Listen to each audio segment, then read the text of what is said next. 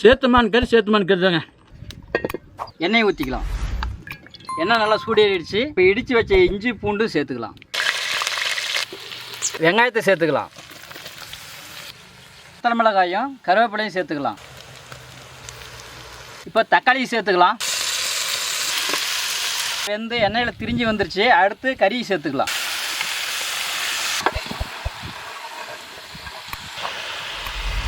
கொஞ்சமாக மஞ்சள் பொடி சேர்த்துக்கலாம்.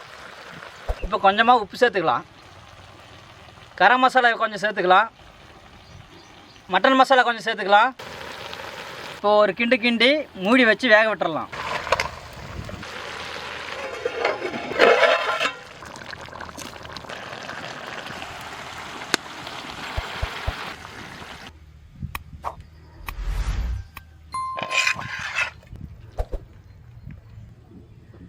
சேத்துமான் கறி ரெடி சொந்தங்களே.